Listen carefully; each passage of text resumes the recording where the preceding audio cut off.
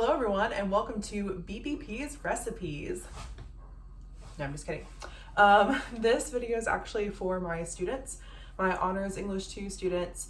Normally get to read the Joy Luck Club, and when we do that novel, we talk a lot about the symbolism in the novel. Obviously, I'm an English teacher. That's what you do, is you talk about symbolism. But particularly for this novel, the symbolism is a little bit different. I think the relationship to materials and objects is a little bit different than we see in other books. And I don't know a whole lot about Chinese or Chinese American culture, but from what I've read and what I have understood in various different ways, there's just a kind of a different relationship to physical space and objects. And to try to help them understand that, we do a few different things. So we play mahjong for one, which is what the Joy Luck Club is about, and really pay attention to the sound and the feel of touching the tiles and playing mahjong. But then we also make wontons, and with that, we read the passage in the Joy Luck Club in chapter 1 that talks about making wontons. But we also read a few poems. So we read In the City by Chen Chen. Here is from this book. So good. From When I Grow Up, I Want to Be a List of Further Possibilities.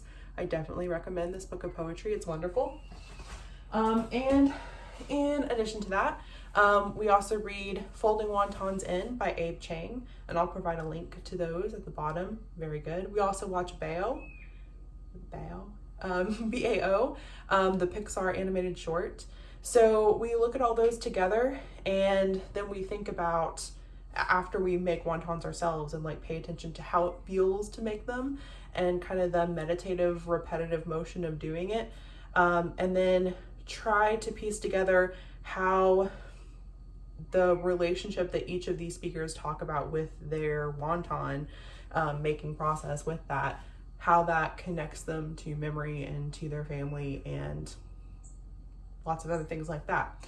But I wanted to make this video in case I can get my students to make some wontons at home, but I'm probably just going to share it everywhere because everyone needs to know how to make wonton dumplings. So I'm going to be using this cookbook that has changed my life. This is Fuchsia Dunlop's Every Grain of Rice, and it is wonderful. I keep looking at the wrong end of the camera, but it's really good. And this is the wonton dumpling. This is particularly the Sichuanese wonton in chili oil sauce. Very good. All right, so we are officially on ingredient cam. So you probably won't see my face very much, but we're gonna look at the ingredients.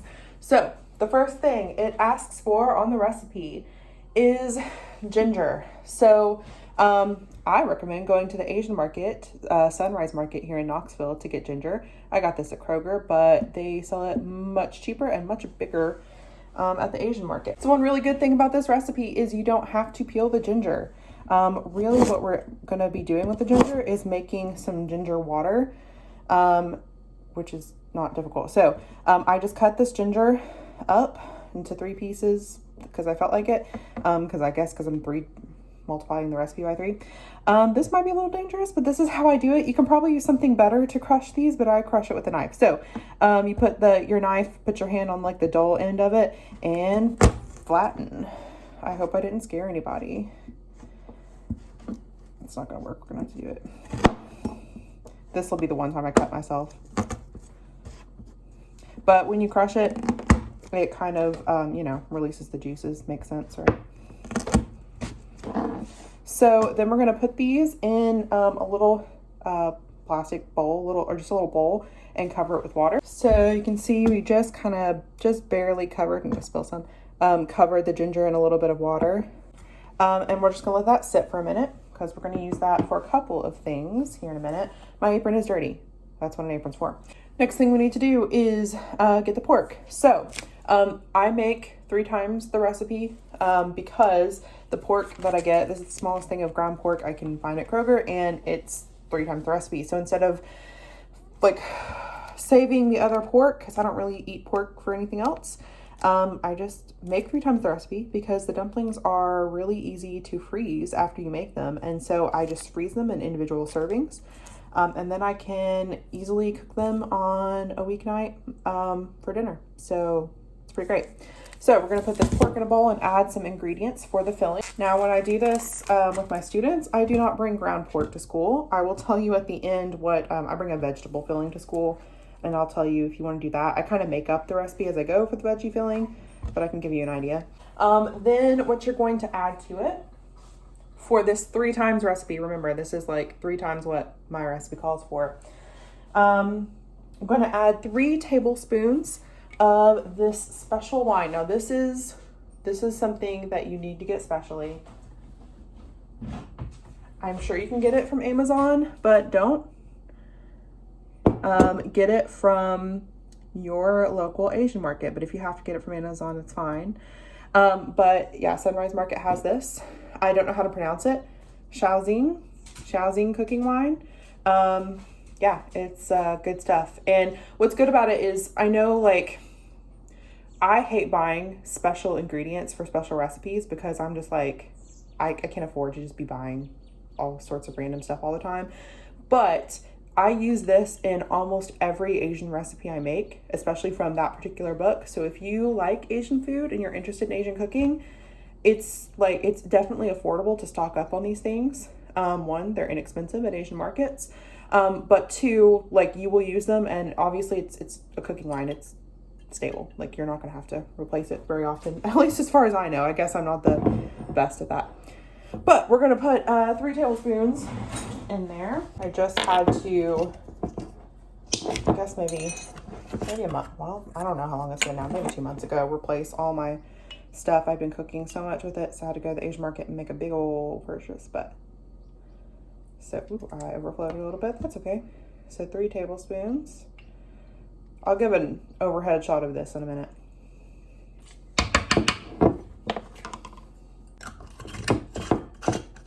And I mean, it adds just the perfect flavor to these things. So now we also need, the original recipe calls for half an egg, so I need 1.5 eggs. So I'm going to break these eggs, but I'm not going to use quite all of it.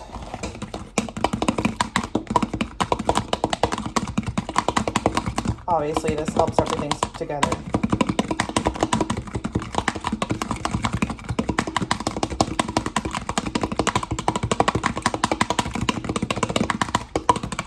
I really take out my aggression on eggs like this.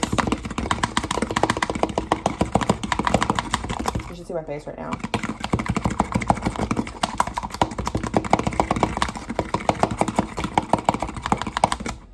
Okay, I killed them. All right, I'm just gonna, 1.5 eggs, that's not very precise, you know, just like, it's gonna be fine. It's a dumpling filling. It's not baking. All right, that feels about right to me. I'll go a little more because technically this is like a tiny bit more than 1.5, or than 3 times the recipe. All right, rinse that out. We need to add some sesame oil. That's not too difficult to find anywhere.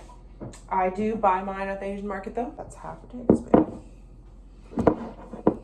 Here's mine.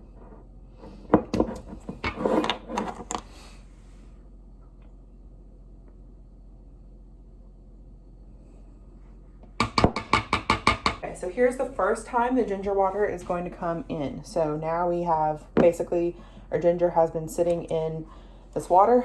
Now the water has been infused with a little bit of that ginger flavor. And so we're going to add a little bit of this to our pork mixture, but we're also going to use that a little bit later, but I'll talk about that in a minute. So we're using 4.5 teaspoons, which means a tablespoon. So I'm just going to come in here and get a tablespoon, and then another half tablespoon. This gets a little ginger flavor in there, which is super important to any Asian dish.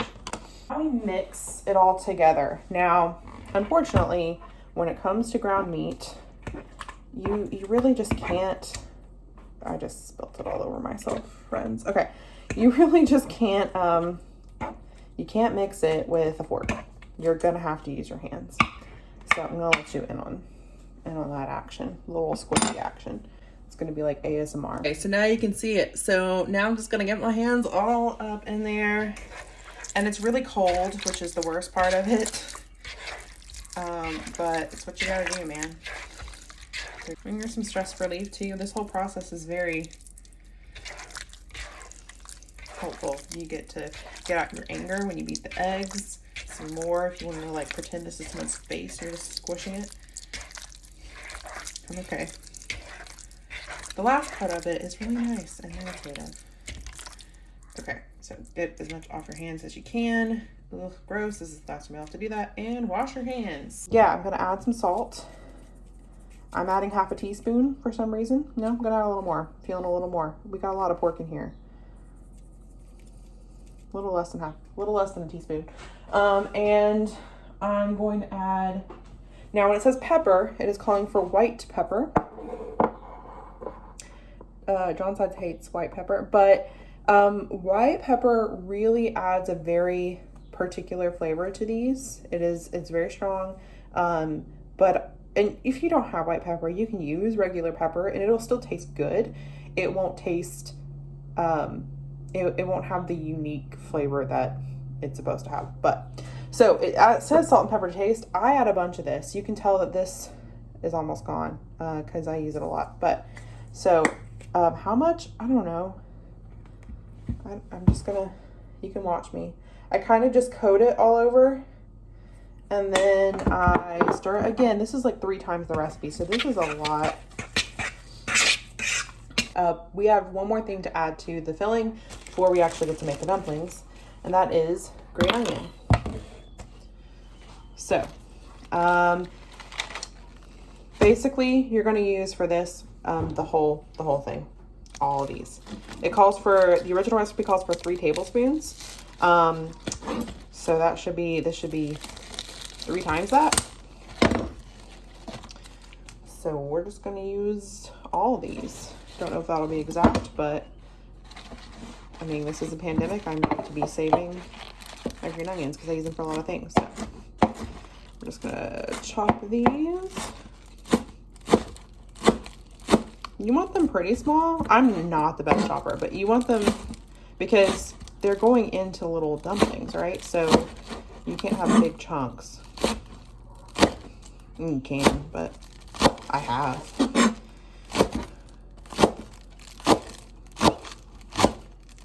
You're really looking for the greens. You don't want to get too much into the whites. I will save the whites. I have some recipes that use just whites.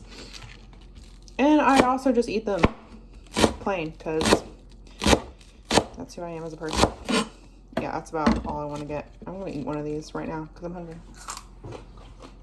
All right, so we'll put these away. So, look how beautiful. I love green onions. They're so pretty. Okay, we're going to add all these to our pork mixture.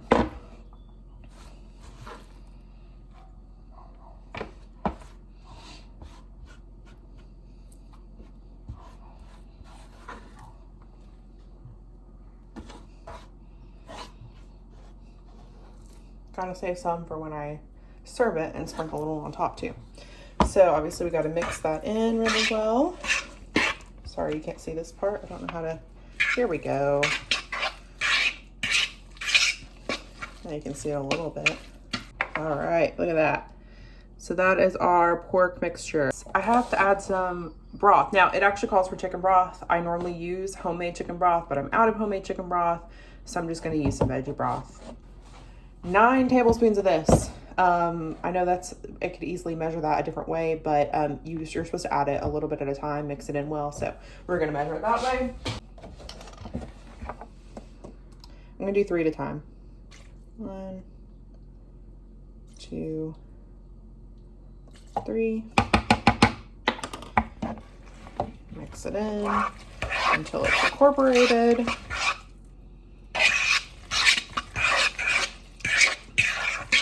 Will it be better with the chicken broth? I think probably, especially homemade chicken broth. I will make some homemade chicken broth soon because I love making wonton soup with these dumplings. And that's what I do on weeknights a lot is I'll boil, look at this, gross. I'll boil a few of these dumplings and and I'm throwing this away after. I'll boil a few of these dumplings and I'll put them in some chicken broth, some homemade chicken broth. Put a little soy sauce and chili sauce in the broth. Top with some green onions.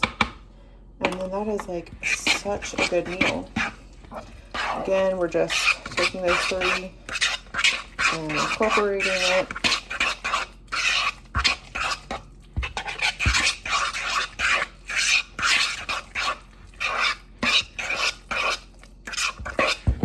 So there is what the finished pork should look like. You can look at the consistency. It's definitely still, it's not liquidy, it's not watery, but it is kind of smooth and fluid. I don't know what I'm saying. It looks like this, okay? All right. Now I'm going to show you the wontons, okay? So what you're gonna do, you're gonna create little stations here. So we will have our wonton wrappers. You can make these yourself. I've never done it. And actually in one of the poems, it talks about how difficult it is. So, but you can buy them. They are inexpensive and they come in a big pack at the Asian market, at Sunrise Market for us in Knoxville. But if you buy them from like Kroger, you can, in lots of Krogers, but they're much more expensive and they come in small packs. Like, I'm going to use almost all of these and be able to save it. So if you're making this much, if you're doing 3 times the recipe like this, then you need a lot, and that can be expensive. So I really recommend getting these at the Asian market. You can freeze these, so I will go to the Asian market and I'll pick up some every time I go and just like freeze them for when I want them next. That's why I have them. You don't want to leave them thawing too long. These have been thawing for 2 days. I really only recommend 1 day in my fridge, obviously, but okay. So look at those beautiful, look at that. That's lovely. Okay, anyway, so we're gonna set this up. So I'll show you what my setup is to place them once they're done over here. I'm gonna put my finished wontons on a baking sheet, a big one, lined with some parchment paper. And I'm going to show you this because I think everyone knows this, but I didn't, and John's side showed me this too. He taught me everything. So to make your parchment paper like lay flat, I mean, this one's pretty flat, luckily, but like I was laying it this way and it wasn't very flat. Whatever. If you want it to be flat, do this, crinkle it up.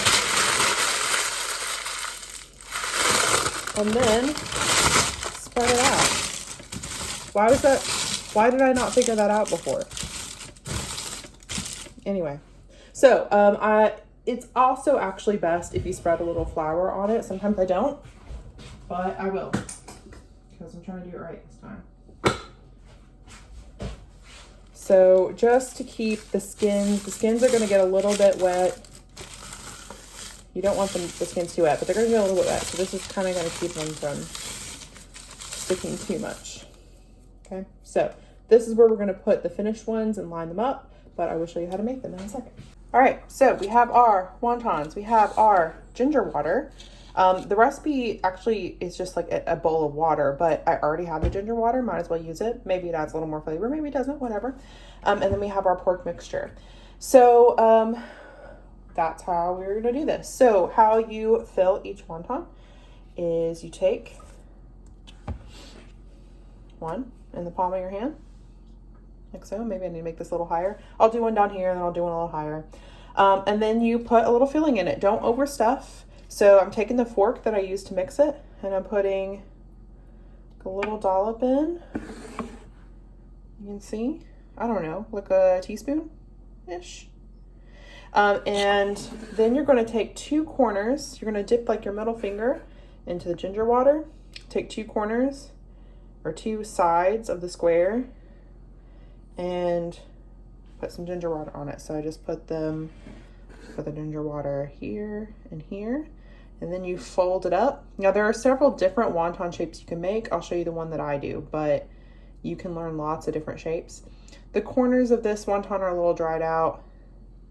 Usually the top couple are kind of like that, but the ones in the middle won't be as bad. So Now you have a little triangle. You can stop there if you want, but I don't. So I kind of push in the middle a little bit and then bring the two sides together. So I'm pushing in the middle and bringing the two sides together. Sometimes you can just squeeze it together. Sometimes you might need to add a little bit more water to get that squeezed together. I'm gonna set this on the counter just so you can see it. Let's get a closer look. I think this one's kind of like a nurse's cap.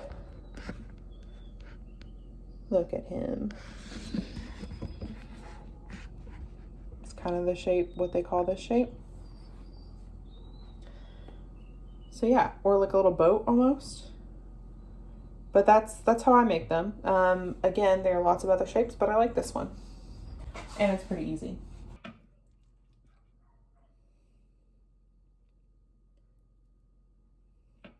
In case I didn't say it before, keep a towel with you, because if your hands get too wet while doing this, then they will start sticking all over the wrapper and then you will have a difficult time with it. So a towel that you're okay getting pork on to wash later, because you will probably get some pork on it.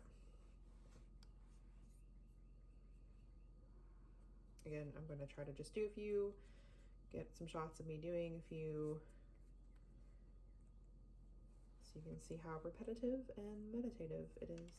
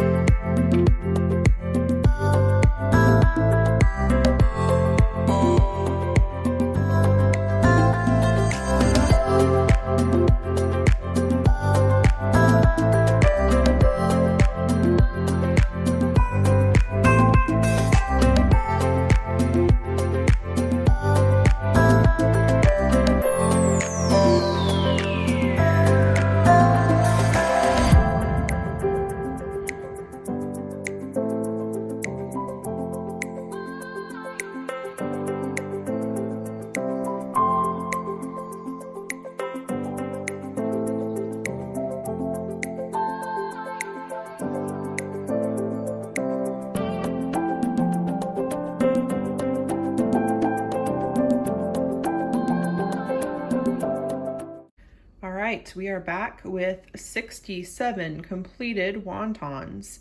I have reserved 10 to cook, but the rest of these are going to be going into the freezer.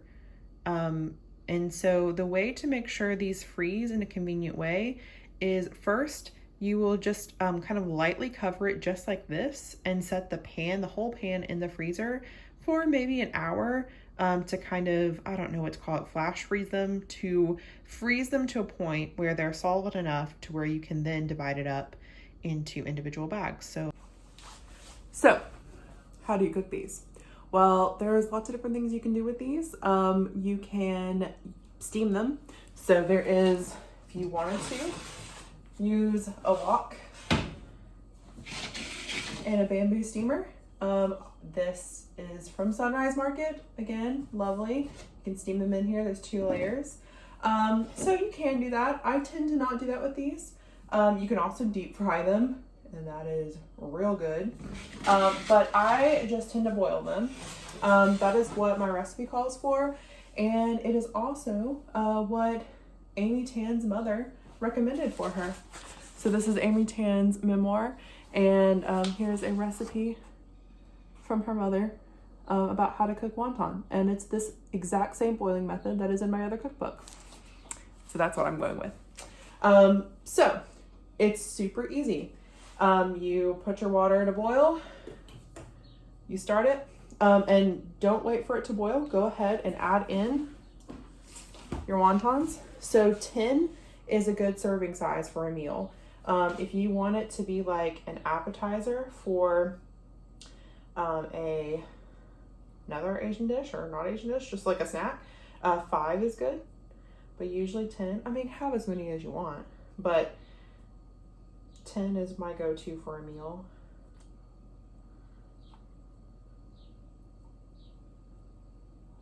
So we are just plopping them in, and then we're going to wait for it to come to a boil, and then I will tell you what to do after that. So I'm going to tell you what we're going to do. I'll tell you what we're going to do now. When it comes to a boil, it's not to a boil yet, but once it comes to a boil, we are going to add a cup of cold water to the boiling water. That will calm down the boil, it will stop boiling. And we're going to do that 3 times. So it comes to a boil, we add the cold water, comes to a boil again, add cold water, comes to a boil a 3rd time, add cold water. And the 4th time it comes to a boil, your dumplings should be done. Quick tip while we're waiting on that to boil. If you have any excess wonton wrappers, you can, if you're making wonton soup, you can actually just fry the wrappers, like cut them up or make them in little strips, fry them for those little crunchy strips that come in wonton soup. We're not making wonton soup today, but I would if we were. So while our wontons are boiling, I'm going to make the toppings, the seasonings for this dish. Again, normally I make wonton soup, just a little chicken broth, kind of add whatever, some chili sauce, some soy sauce, but I'm going to follow the recipe on this one, which first calls for some crushed garlic. So I'm going to use my mortar and pestle to crush some garlic. I've never done this before, so you're going to get to see that. Should be fun.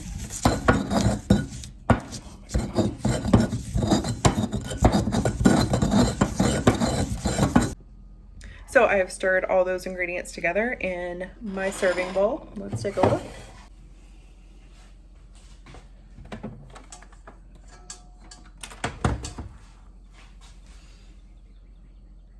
And now I'm going to add my completed dumplings.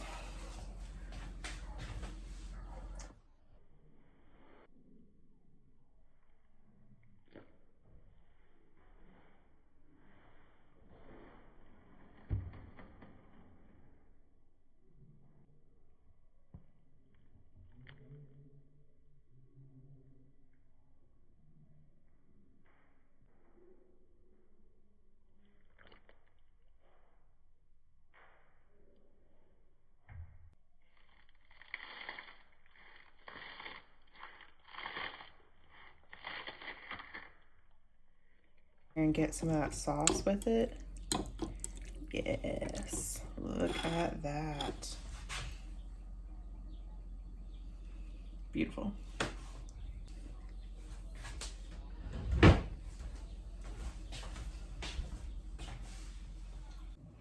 So as I eat my delicious wontons, I'm going to read real quick Folding Wontons In by Abe Chang, now that you've seen the whole process and maybe can picture this in your mind a little bit.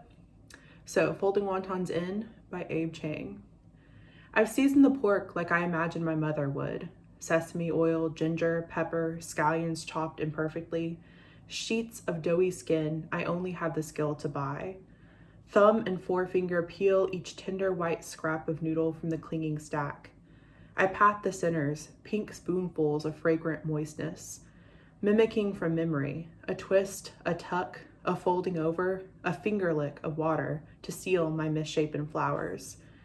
My hands powder dusted, acquainted with each new blossom. I line them up like newborns huddled together, waiting to be fed to their distant fathers. The soup bubbles to overflowing. I slide the dumplings in and stir them dizzy. Freshly drowned, swollen and glistening, steam hidden for an instant. I set them on the table and decide how many I will save for tomorrow. You don't really want video of me eating this, do you? It's very hot, but I tend to just eat hot things even though I shouldn't.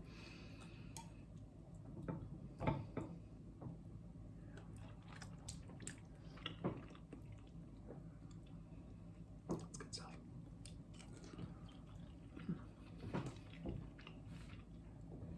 You know, my lips are red with sauce. All right, y'all, I am tired and I'm going to wrap this up. So if you want to do a veggie filling, then you just, I just make this up. I have done one with bamboo before, with bamboo filling. That was really cool. But basically what I usually use is just some sort of slaw mix. Like you use some cabbage. Cabbage is the main thing. Cabbage, you can add some carrots. The important thing is you cook whatever vegetables you're using down. Cook your vegetables down. Again, cabbage is like the main. You gotta have some cabbage. I like to do different color cabbage to make it pretty. But put in cabbage. Put in some type of like acid. So I usually use rice wine vinegar. And then I season with salt and white pepper. White pepper has that like special flavor. Yeah, cook it all down. Definitely ginger. Add ginger to it and soy sauce. And then, do I do anything else? I think I just cook all that down. At the end of cooking it down, I'll add green onions, and I'll use that as a filling. Here's my dog. And happy dumpling making.